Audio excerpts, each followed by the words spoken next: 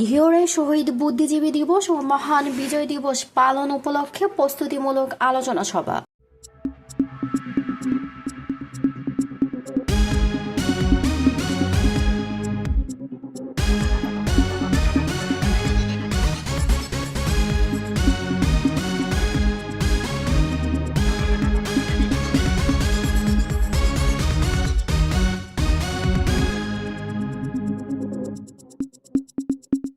আল মামুন, মানিকগঞ্জ প্রতিনিধি।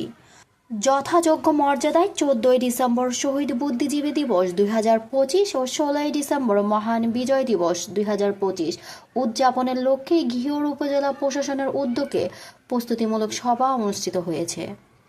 বৃহস্পতিবার 4 ডিসেম্বর বেলা 11টায় উপজেলা পরিষদ হলরুমে অনুষ্ঠিত এই সভায় সভাপতিত্ব করেন ঘিওর উপজেলা নির্বাহী অফিসার নাশিদাতুল ইসলাম।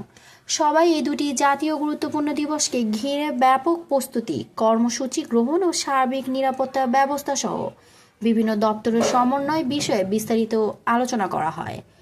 উপজেলা প্রকৌশলী মোহাম্মদ শাহিনুজ্জামানের সঞ্চালনায় এই সময় বক্তব্য রাখেন অফিসার ইনচার্জ মোহাম্মদ কোহিনুর মিয়া, উপজেলা বিএনপির সভাপতি মীর মানিকুজ্জামান মানিক, উপজেলা বিএনপির সহসভাপতি মোহাম্মদ আব্দুল আলিম খান মনোয়ার, সাধারণ সম্পাদক কাজী ওয়াজেদ আলী মিস্টার, বাংলাদেশ জামায়াতে ইসলামের ঘিওর উপজেলার আমির মাওলানা মোহাম্মদ জহিরুল ইসলাম।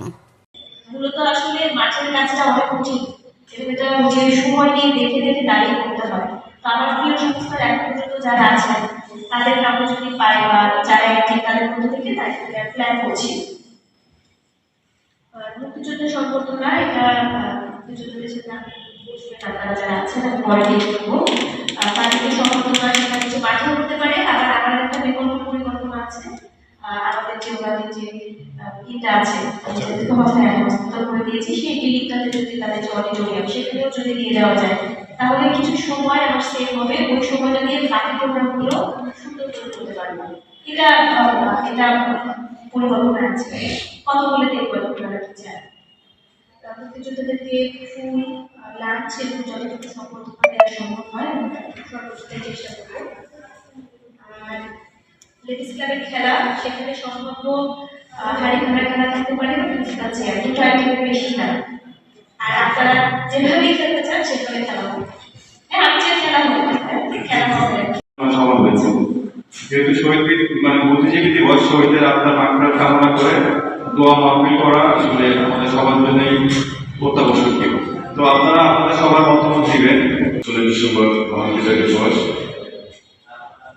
দীর্ঘ 9 মাস যুদ্ধ করে বাংলাদেশ স্বাধীন হয়েছে। এই যুদ্ধে যারা প্রাণ দিয়েছে তাদের মাগফিরাত কামনা করছি। আমাদের সরকারের নির্দেশনা যা আমাদের এই অনুষ্ঠানটা হয়তো আমরা এখন তুলেছি, তবে 1971 সালে যে স্বাধীনতার পরে যে আনন্দ উদযাপন ছিল আজকে সেই জিনিসটা রাখতে পারেনি। বছরে আজকে নতুন প্রজন্মকে উৎসাহিত করার জন্য ইতিহাস জানা করতে হবে, আমাদের ধারাবাহিকতা ধরে রাখতে হবে। আমি আমার বক্তৃতার প্রারম্ভে শহীদ বুদ্ধিজীবী দিবসে যারা শহীদ হয়েছে এবং মহান স্বাধীনতার ঘোষক শহীদ রাষ্ট্রপতি জিয়াউর রহমান এবং দেশ বিজয় অর্জন করতে যারা শহীদ হয়েছে তাদের আমার কামনা করছি। গত বেশ কিছু বছর, গত বছর থেকে বিভিন্ন হয়ে গেছে। আমরা মনে করি যে প্রথম থেকে যে আমাদের সরকার প্রোগ্রাম করেছিল গত বছর মিটিংয়ে সরকারিভাবে কিছু প্রোগ্রামগুলো করা হয়েছে, আমরা সেখানে যেগুলো আল্লাহ তাআলা তাদেরকে যেন জান্নাতের মেহমান হিসেবে কবুল করে নেয়। আর পাশাপাশি এর সাথে আমি আরোগ্য এবং সুস্থতা কামনা করছি আকর্ষণ নেত্রী বেগম খালেদা জিয়া, আল্লাহ পাক যেন তাকে সুস্থ করে তার বাসস্থানে ফিরে দেওয়ার ব্যবস্থা করে দেয়। আমিন। এই সেকেন্ডে আমাদের টানাবে ভাই, যে কোনো দুর্যোগ দুর্ঘটনায় সবাইকে আমাদের সচেতন থাকতে হবে। এখানে ওই ভাই যেটা বললো যে ইয়ের ব্যাপারটা, যে আপনার কুচকাওয়াজের যে ব্যাপারটা, এখানে আসলে আমাদের সদস্যরা দেখতে পাচ্ছি। আমি মুক্তিযুদ্ধ করেছি, আমরা 5